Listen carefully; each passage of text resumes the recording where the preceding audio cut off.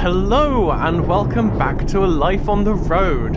I am Annemie. This is Eurotruck Soliloquy, and it's a brand new year full of brand new things to talk about.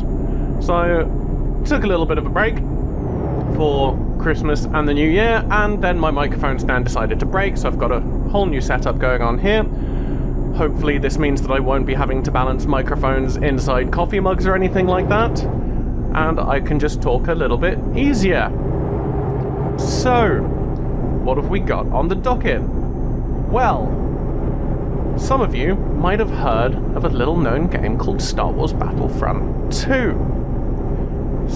This is, as many of you are aware, an EA published game which has caused quite a stir. And a large amount of the stir that it caused was due to its loot box system. And EA defended their choice of putting in-game advantages inside their paid loot boxes by saying that nobody wants things that are cannon breaking. You wouldn't want anything like a pink Darth Vader running around. I am paraphrasing. This is not what I think Blake Jorgensen, I think, was the person who said this, or words to this effect. But what exists now thanks to modders? That's right, your very own pink Darth Vader, and it looks awesome. Who wouldn't want to be a pink Darth Vader? Just Darth Vader, but more fabulous. This isn't a particularly long story, but it's something that I think everybody should be aware of. The pink Darth Vader is a thing despite EA's best efforts. And if you actually go to the Nexus and read the page going on there, it is just such a wonderful dig at EA's statements. Just knowing that this wouldn't exist had EA not been completely ridiculous in their defense of loot boxes. But yeah, if you're the sort of person who plays Star Wars Battlefront 2 on PC, give it a try, because I'm sure that Pink Darth Vader will be very much to your liking. Now, on similar industry rubbish news, there is a hero shooter around. I know, hard to believe, right? There's a hero shooter around by the name of Lawbreakers. Now, I will forgive many of you for not having heard of Lawbreakers. I had not heard of Lawbreakers. I don't keep up really with the multiplayer only games. It only tends to be particularly big and noticeable games which I will notice. But Lawbreakers was or still is, well, barely, a hero shooter designed by Cliffy B of Gears of War fame. And yeah, it's a hero shooter. It had a few thousand players at its peak. Currently, it's down to in the double figures of players, which is not a good state for an online-only game to be. And the publisher, a publisher by the name of Nexon, had the following to say about why Lawbreakers wasn't doing particularly well. This is one of their financial executives, Shinji Uemura. It says, Lawbreakers is a unique first-person shooter developed for our users. We had very high expectations for its launch. However, the timing of its launch turned out to be unfortunate. Well, yes, launching after things like Overwatch and Battleborn and Paladins and every other hero shooter is bound to be unfortunate, but is that what Uemura was talking about? No, it was not. Specifically, the blockbuster PC online game PlayerUnknown's Battlegrounds came out right about the same time, making the market environment very tough for first-person shooters in general and for Lawbreakers. Now, again, PlayerUnknown Battlegrounds, not a game which I've played. Know what it's about though, and it's not a hero shooter. But even if it were, I don't think that would have been Lawbreakers' biggest issue. what a lot of game publishers don't seem to get is that market saturation is a thing. And that saturation point is different for predominantly single-player and predominantly multiplayer games. Multiplayer games are, in general, powered by community. If they've got a large player base, they are more likely to retain their player base. And because people who play multiplayer games enjoy playing the same thing over and over, with the differences being how they're interacting with people, to a large extent the place where they're congregating doesn't really matter as much. It doesn't matter as much as the community. So, if you are offering the same thing as already popular games, like, say, Overwatch, you've got to do something different. Or hope that Overwatch really messes things up. Because the people who want to play a hero shooter already have hero shooters. What does Lawbreakers do that the others don't? Now, PlayerUnknown's Battleground, not a hero shooter, not a first-person shooter by the looks of things either. I think I've seen it more in third than first. I don't really know, but even if it were a first-person shooter, it's a very different experience. Because it is closer to that whole Battle Royale feeling. Because, you know, that's what it is, and it's about caution and not just running in and shooting things. Well, you can run in and shoot things, but you're not going to do that well in it, right?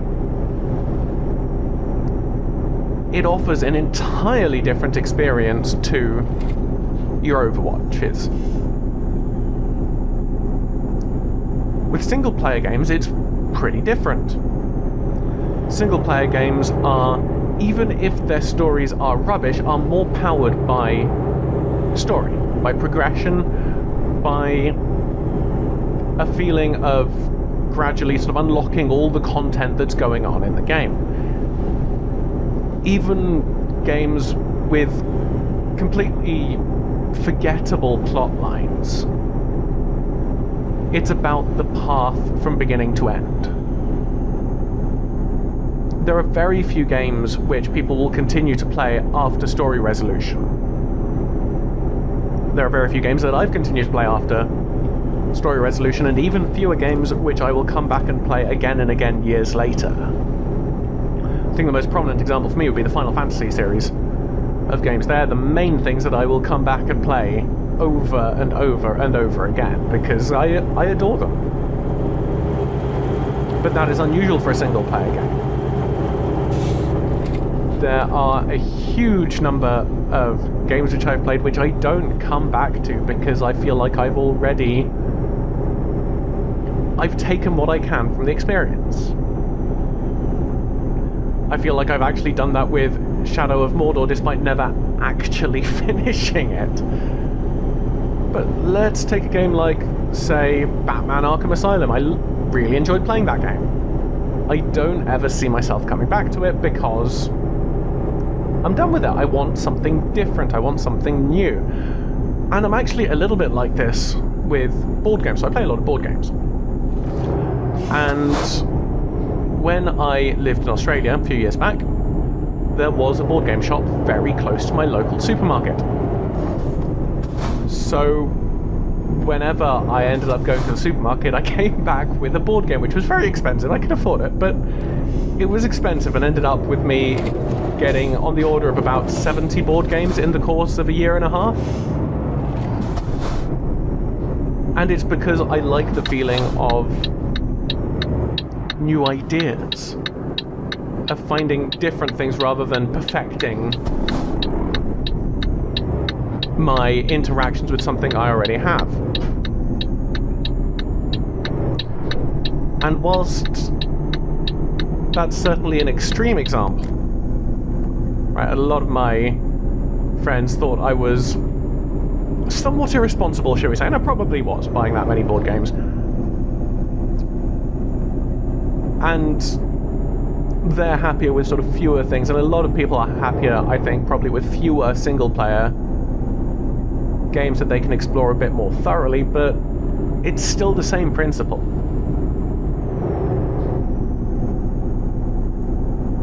The biggest, coming back to the multiplayer stuff actually, the biggest times that we've actually seen smash hits have been unexpected. We need to stop this idea of just trying to ape existing popular things and expecting them to be popular. Especially in the multiplayer arena. It works more in single player because, as I said, there are other criteria that people use to view their experience with the single player game as being finished. So refinement of a concept works better there.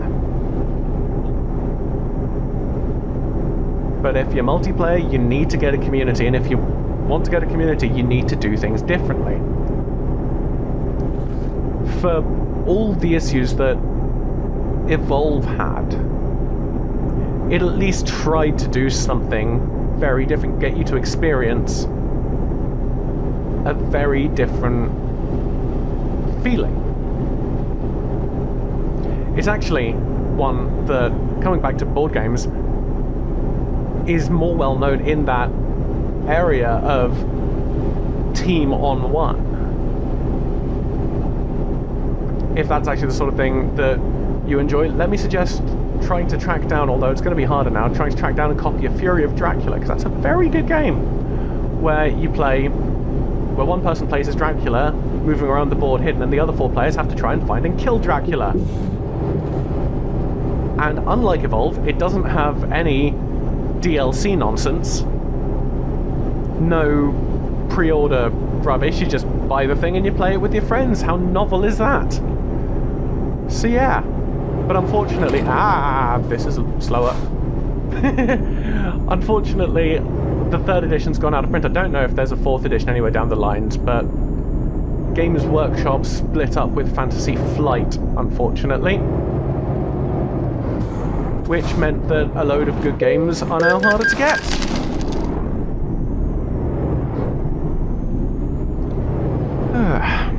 Well, I read a sad story this morning whilst preparing for this, and I want to talk about it at some point, but it's never going to fit in naturally, because it's about mass shooting.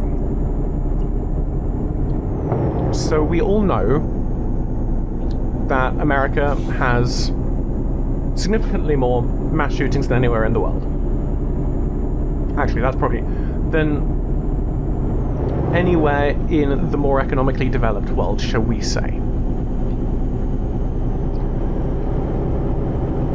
And it's very unusual for those of us not in America to hear about things like metal detectors at schools. That's weird. When I was at school, we had a gate. Occasionally, somebody would stand guard on that gate. Usually a teacher, not a paid security guard. And you just get news from America of mass shootings happening so frequently that it's tragic. And of course, a lot of people want to do something about this. Now, the obvious way to do something about this might be to do something like regulate access to guns, because mass shootings tend to be done more on somewhat of an impulse by people who wouldn't necessarily have underworld connections in order to get hold of guns, such as kids. Let's not beat around the bush here. Kids have been known to not infrequently grab one of their parents' guns and shoot up their school. And now there is a simulation. A mass shooting simulation, and if you're of a similar age to me, then those words mean something entirely different, and was more of a scaremongering term used by the press to describe first-person shooters. But this is a mass shooting simulator designed to help train... It's essentially got 3 different roles in it. One role is that of the shooter. So someone will take on the role of a gunman trying to kill people indiscriminately in a public place. Another group of people will take on the role of the police, whose job it is to take down this gunman. The third team is called the teachers. And the teachers' responsibility is they have no weapons, they just need to herd the innocents, or children, or essentially the civilians, into safe places. Sorry, I'm gonna cough here. I've got a bit of a frog in my throat, so probably going to cut out this bit. So this is going to act as a training tool for teachers and other people in such unexpectedly high-risk jobs to try and deal with what seems like, at least to everyone in America who happens to support the NRA, it seems like an inevitability. This is just a way of coping with it, and good! I like things which have a chance of preventing people from dying. But come on, America! Oh, come on. Whoops. That was my first crash. You should be able... I know that you like guns. I know that it's in your Second Amendment, despite the fact that it talks about a well-regulated militia. I know that you've got these dreams of being able to resist the government with their drones and tanks and all sorts of remote aggression capabilities. You dream of being able to hold them back with your Colt or your Magnum. Those might be the same gun, I don't know. But it's not gonna work. And it's leading to so many of your people dying. The existence of a mass shooting simulator to actually try and train people for mass shootings, for trying to train teachers how to deal with mass shootings, that is not... Why? It just makes me sad that this is the world that some people have to live in. So, no, let's not go long distance. Okay. I don't want to stay too long on that topic, to be honest, because thinking about gun control does just make me very sad. Okay, let's go to Milan. Why not? Question, please. Where is the next place? Ooh. On slightly cheerier news, and slightly more, oh, Sony news, there is a game which Sony is advertising on its YouTube page that it gives its tacit approval to. This game is called Life of Black Tiger. And from every impression of it, it looks rubbish. It's not the sort of rubbish which you normally expect from games to be that are advertised by Sony. It is the sort of rubbish that you expect from a lazy indie developer who just wants to make a quick buck. It's essentially just running around trying to kill animals before they kill you, I think, and the graphics are nothing to speak about. The combat is dreadful. But, okay. It's a rubbish game. Why does this make it noteworthy? Well, the first thing you should know about Sony is that they're a corporation. That's probably the first thing you should know about Sony. But they have somewhat of a reputation of being very careful about their copyright and intellectual property. And some might say, too careful, and preventing people like reviewers from doing their jobs. Oh, they're in completely the wrong direction. Come on, let's see if I can... I've not actually gone backwards in a while. Okay, come on. No, there we go. Come on. There we are. And they have somewhat of a reputation of trying to quash negative criticism on YouTube by exploiting the sort of copyright protections which YouTube has. Now, here comes the rub, and I wonder if you can guess the punchline.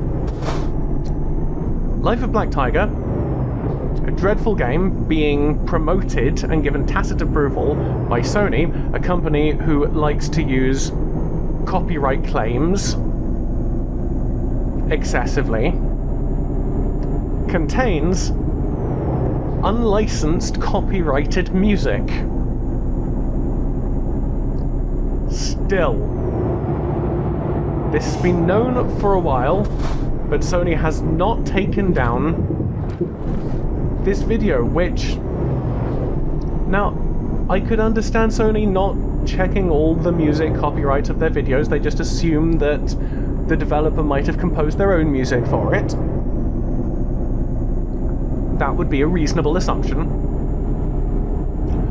But once they have been made aware of this, you'd think that someone as savvy of the system would take this video down. Because not only is it a copyrighted piece of music... Oh.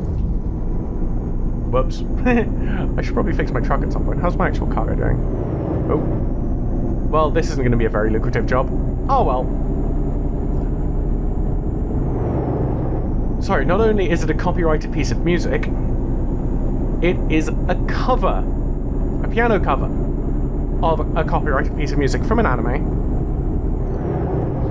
And the person who performed the cover has themselves commented on this Life of Black Tiger video saying that nobody had asked him for any form of permission to use his music, which of course the copyright to it would belong to someone else of the original tune anyway, but no one asked him for permission to use this piece of music. It was just presumably ripped off YouTube via a multitude of tools that are at your hands to do that sort of thing, and stuck in this trailer. And Sony don't care. Come on, Sony, do something about this, please.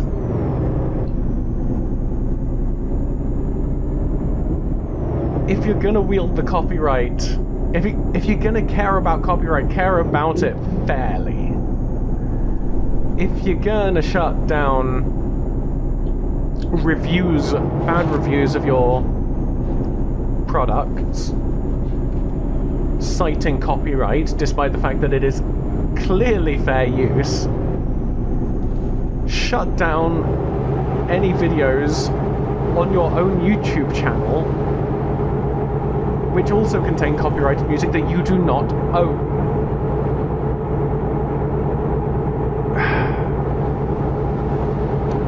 Oh, Sony.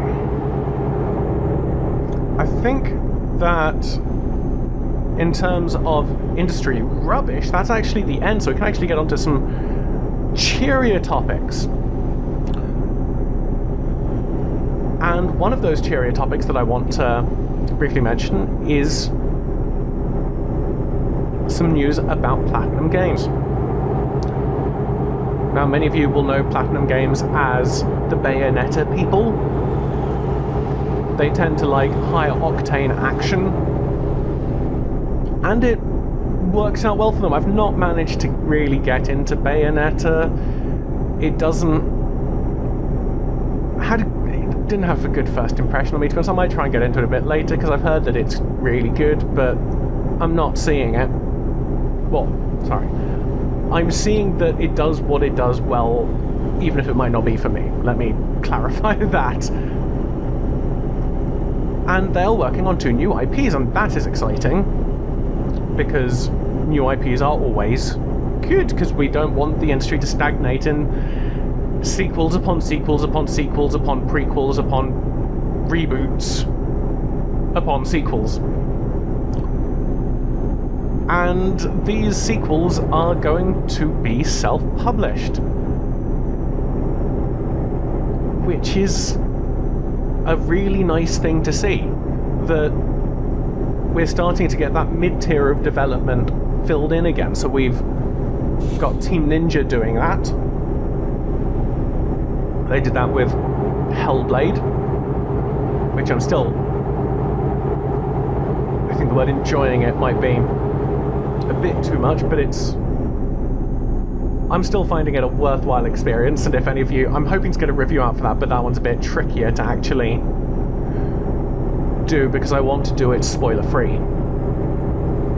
And I can't just do what I usually do and play about 20 minutes of the game jumped in from a random point and talk over it, because that would not be good for anybody. So that one requires a bit more work and actual editing.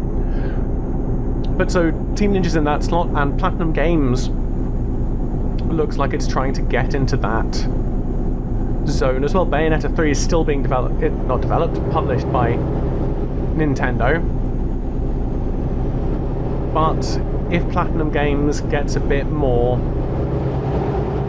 is feeling in that stable position, maybe if there is going to be a Bayonetta 4, you might again see that be self-published.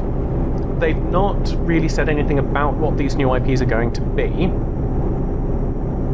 All that's really known about them is that, again, they're going to be high-octane action pieces, because we don't want to see Platinum Games move away from what they're good at. And they do definitely seem to be good at that, even, again, as I say, it's not for me. But another interesting thing which got to me about Platinum Games, which I saw in this story, is that apparently they have a culture where anybody can just pitch an idea, which means that they have got a ton of design documents up for consideration at any given time, and they realize that people who make games, frequently they want to make games, and they might want to have some form of actual sort of creative control over a project every now and then, and I find that a really interesting way of doing business. Sorry, excuse me. I didn't have any soothing strepsils today, so this is now just my voice talking for half an hour, and still got, you know, like half an hour left. But yeah, I think that's a really interesting way to try and develop new, not necessarily just going to the same people who've had good ideas before, but spreading things out and seeing where ideas come from. Trying to get a wider pool of ideas to pick the ones that they like, rather than just relying on individual people who are more than likely going to have similar ideas, at least in spirit, to their previous ones. I think that you end up seeing in the industry, you see a few people who do different things, but more often than not, you will see game directors just doing similar things to that which they've done before, because that's what's worked for them in the past. Why wouldn't they do so in the future?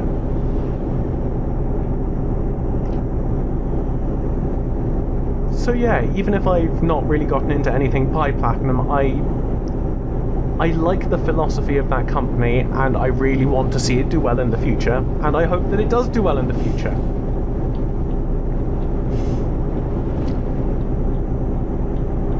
Now, I should have probably talked about this when I was talking a little bit about Battlefront, because we've got some more updates with loot boxes, and this is on iOS, so Apple have actually done a thing. And it actually seems to be somewhat of an alright thing. What they have said is that loot boxes on any of the products that are sold on the Apple Store, they have to disclose the odds of winning any particular thing in there. Which is the thing I like. That seems like a good thing. There are workarounds around this. I'm not sure how they deal with the use of virtual currency to buy loot boxes. I'm also not sure how they deal with it if loot boxes become less of a full-on product that you are buying with microtransactions and more a free gift that you are getting with the microtransactions. One would hope that anything you get with the microtransaction would be... Ooh, let me know. This drive is not going well for me. Where's the... Oof. It's going to take some money to repair all this, and I'm not going to get a lot of money from this job. One would hope that they would view that anything you get with the microtransaction as being the microtransaction, regardless of whether or not it's phrased as a free gift or the actual product. But it's a positive move forward of self-regulation. The thing that I'm still hoping for is that anything that contains loot boxes that you can purchase for actual money, you might be able to earn them elsewhere, but if you can purchase loot boxes with actual money, that is viewed as a gambling game and is given an 18 rating. And given warnings about gambling, and that anywhere, and that when you go and buy the loot boxes, it gives you gambling hotlines to potentially call if you feel like you've got a problem. Because we don't want to end up... I mean, developers don't want to see people losing their livelihood, losing all their money, all their savings on their products. Most developers, I should say. I'm fairly sure that most developers out there are ethical and would hate to hear of somebody spending $15,000 on Mass Effect or $8,000 on FIFA.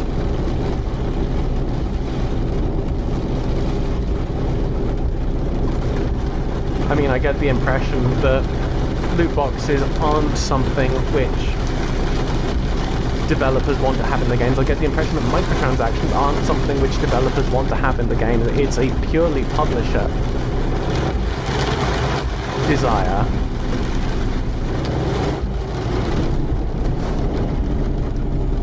Which ends up pleasing nobody except for the shareholders and the publisher themselves. But this step from Apple is a step in the right direction, at least. Now, I think that's it for news, so I think I'm just going to talk a little bit about the games I've been playing. I've been playing a few new games. I picked up some in the Steam Winter Sale. Everyone loves a good Steam sale, after all. And the first I want to talk about is a game, a very pretty game, called Never Alone. It is the story of, I think it's about somebody who's a member of an indigenous Arctic, possibly Alaskan tribe, and it contains a load of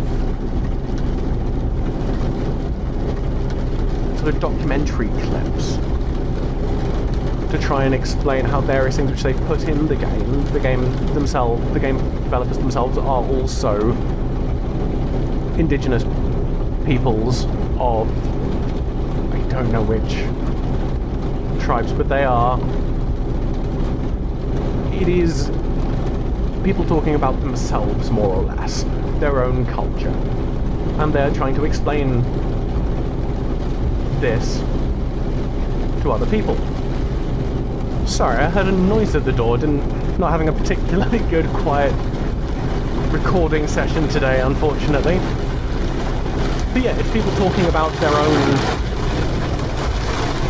culture, and a culture which is generally not particularly explored, which is really quite cool. And it's a really pretty game. It essentially features a young girl who I think is trying to get back to her tribe, and she gets into some trouble and gets saved by a wolf, and you get this travelling companion of a wolf. And I want to love this game.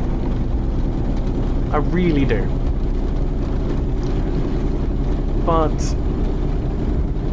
so it's designed as a co-op game. One person controls the girl, another person controls the wolf, which is cute, and it would seem to work really well like that. I've not been able to try it like that. I've been playing it single player. It says it's got a single player, and it, as soon as it introduced the wolf, it introduced a mechanic to switch between the two characters, which is good. That's how you should be doing it. But as soon as that little scene is over, you're just running across the wild, and you stop being able to switch between characters. Not in the form of a bug if you're stuck on one of these characters, not in terms of a design as if you're just being one of these characters, but you control both characters on the same analog stick. And they move at different speeds. And you come across obstacles which you have to jump across, and if one of them makes the jump, the other will fall in the bloomin' water and die. And you have to start it again and hope that they move just slightly differently next time, that the checkpoint is placed so that this time you can get over the jump with both people. And okay, it seems to be a really good game. And I get that programming movement AI for a second character might be difficult. I get that. I'm not saying that that's a thing which you absolutely have to have in that game, although it would be nice. But just take away the bits saying that there's a single player. There isn't. Or at least not one that comes down to skill. It's luck. Because if you get your girl and your wolf in particular distances apart at the time they meet an obstacle, there is nothing you can do. Their jumps are generally only big enough to just get over the gap with maybe a little bit to spare, but it's really not massive. It's not like we're talking about... What was that? The sequel to American McGee's Alice. I forgot what it's called, where you get the blooming quadruple jump. You don't get that much leeway in this game. And it was just overall a massive disappointment. I might try and get further with it, see if I can push through the issues and just soak up my frustration. But I'm really not hopeful. And this actually nicely leads me into the second disappointment, which... Now, I am going to play this game more. I've literally just gotten through the intro. And this is Annemie HD. Now, Annemie was one of those games which I'd always heard great things about. I never managed to find it back in the day. I wanted it. I would have loved to have a copy of Annemie. Unfortunately, in terms of games which have only gotten popular in retrospect, I was limited to just being able to play Psychonauts and Shadow of the Colossus when they first came out, which, you know, isn't too bad of a deal. But no, so I got Annemie recently and started playing it. And dear lord, was that opening designed by Hideo Kojima or someone? It was ridiculously long. So for those of you who don't know, Annemie is a game about a wolf who goes around doing things with painting, I think, in order to save the world. And the opening gave the full backstory for this, including a dramatic fight scene, which was all done in voiceover that you still had to click through. And when I say voiceover, I don't mean English, I don't even mean Japanese, I mean something along the lines of just on repeat. It was more grating than bloomin' Navi. And I was just sitting there thinking, come on, are you going to let me do something at some point? No, you're gonna have a fight. It felt like I was being read Beowulf before being allowed to play this game.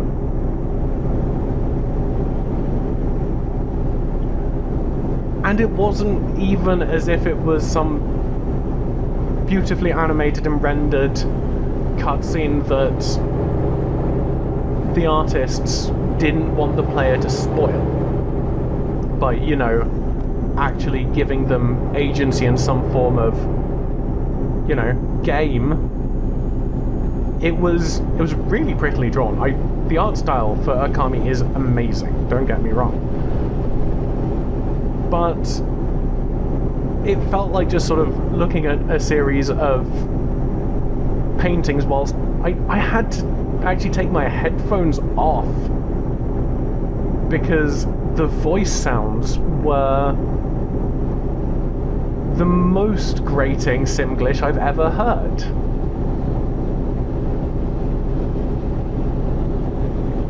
And it's just not a good introduction to a game. Games, I say games nowadays, games even then would use those sorts of backstory bits to tutorialize, to be like, yeah, you're a bit safer here, we can give you a bit more leeway, we can show you what some of the later mechanics are going to be like and get you invested. I mean, I don't remember tutorials not existing back in those days. Can't remember any specific examples of games doing it well then, but it doesn't feel like it was that dreadful. I mean, to name a game that I just talked about, Psychonauts wasn't like that. But it's a shame. because I feel like that is going to turn a lot of people off the game. It would turn me off the game had I not been a bit more aware of that era, but I feel like younger gamers are possibly going to not get through that because they've not grown up with storytelling techniques like that. They've not grown up with storytelling techniques that were entirely text-based, which had no voiceover and still wanted a grand narrative. But then, I guess what can you do in a remaster? I would have liked to see them, you know, change it. But there we go. So what else have I been playing this week? Well, the biggest game I've been playing this week is Dark Souls 3. So I've never played the original Dark Souls. Oh, actually, that's a lie. When I was younger and didn't have money, I did manage to get my hands on possibly not an exactly legal copy of Dark Souls. That was bad of me, I shouldn't have done it, but I played it, and, well, for starters, I didn't have a controller. And it didn't run particularly well, so I just stopped it right there and uninstalled it and never looked at it again. Now, this is another thing which I would say about Dark Souls. So I looked at some of the reviews for Dark Souls 3 after I played a good chunk of it. And in particular, I had a look at the negative reviews for it, because I always find them somewhat interesting in a game which I think is pretty darn good. And one of the biggest complaints that people had, and one of the biggest reasons they gave it negative reviews, were because of the controls. And this is one of those games that I really do think From Software should advertise it as being only for controllers. I can't think of a good PC layout for it, not without having a specialist mouse with way more buttons than you'd usually have. Right, if you have a few more buttons on your mouse, you can actually do your strong and heavy attacks on there. But then that still leaves your D-pad functionality somewhat wanting, because the obvious thing for them would be potentially the cursor keys, but that's quite a lot of hand movement, which you really don't want in fights with quicker enemies. You don't want to be scrabbling about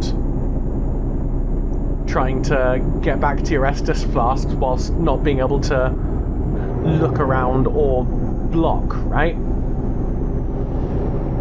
Or move if you're happening to move your left hand to the cursors.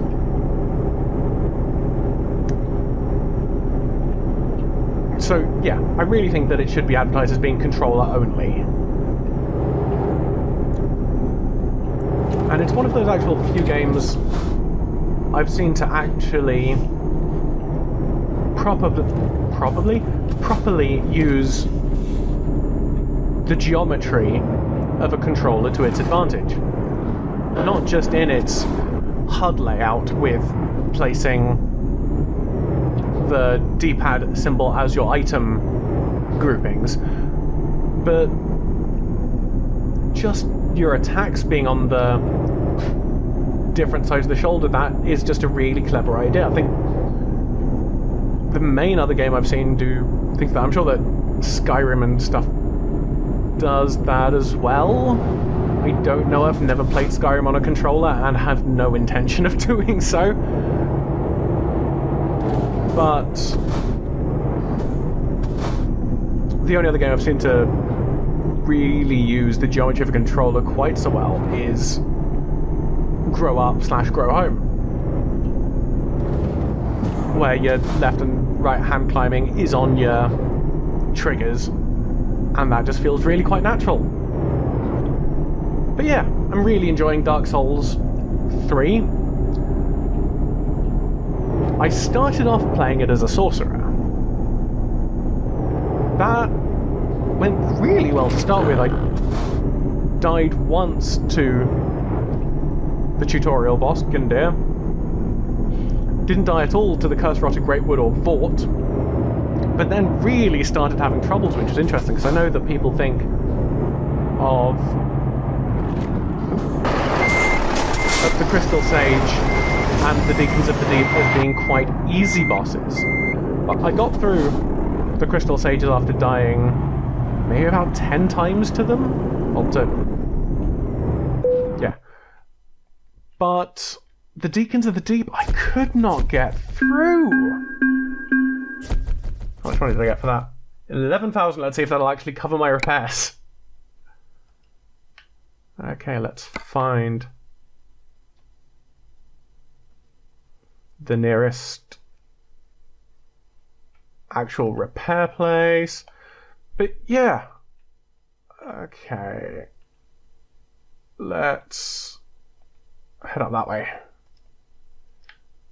I really don't like that I can't just press start to get out of this menu whenever I'm not. Whenever I've been forced into that menu. That's always frustrating. How do I get out of here? Guessing up that way, maybe? But yeah, so what I ended up doing for the Crystal Sages, because obviously they're resistant to magic, and it could one or two shot me depending on the attack. The crystal trail thing on the floor would one-shot me. The balls that it would throw out, the energy balls, that would be 2 shots, but usually the first one would stun me so that the second one would immediately hit me. So I was actually using a fire Uchigatana to get through that one, and I was doing that whenever, as my sort of backup weapon, which was working quite well actually. I quite liked that setup, but that just wasn't working with the Deacons. They were swarming me, they were stun-locking me too much, and I just couldn't kill the Archdeacon quickly enough as a sorcerer. I tried doing it with Soul Greatsword, because that seemed like the obvious way to cut through them, but obviously the Deacons... Yeah, I know. But the Deacons are resistant to magic, as you might imagine. So that wasn't getting through them quickly enough, and I was just getting hit all the time. So I restarted the game.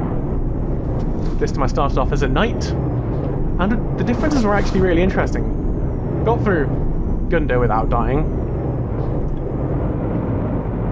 I think I got through Vort without dying, but then I died low to the Greatwood, surprisingly. Which was such an easy boss as a sorcerer. And then just slash through the Crystal Sages and Deacons of the Deep, no problem. It was actually quite astonishing. Although I really did...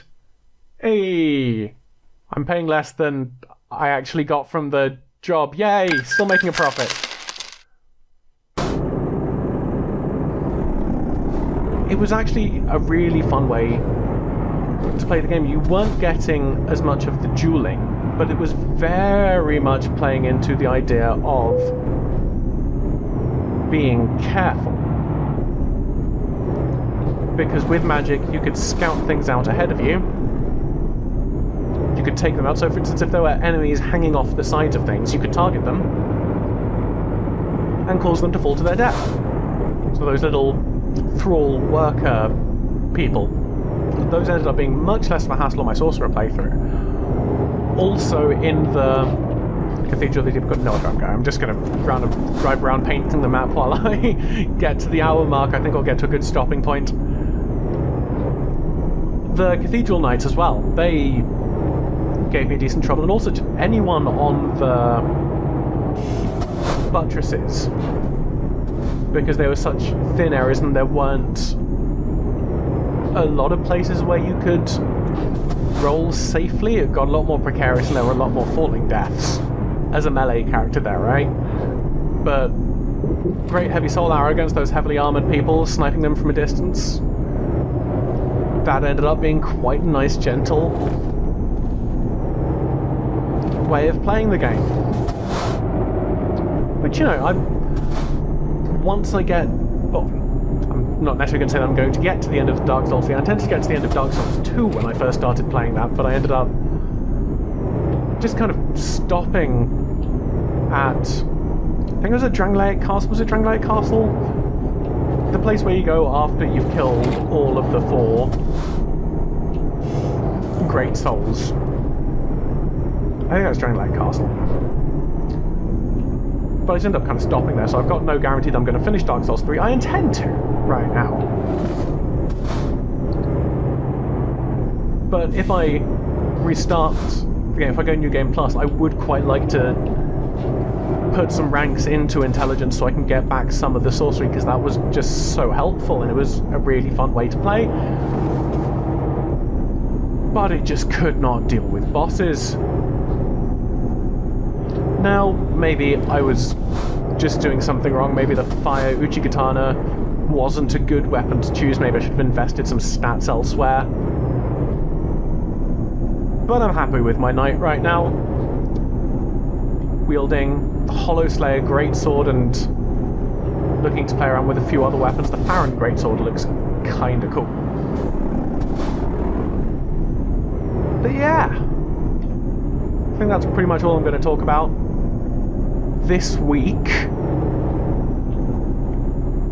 I'll hopefully have some more content for you available next few days, get some more Hitman going, get some Deus Ex, some whatever I'm going to choose to look into on Friday. But, so that's my week. I hope that you have a lovely rest of your week. If you've enjoyed this video, please give it a like and subscribe to my channel. That will allow me to potentially make more of these sorts of videos. If you disagree with anything I say, please put it in the comments. I will read them. I will consider them as for follow-ups in future weeks. And yeah, just have a lovely day. Goodbye.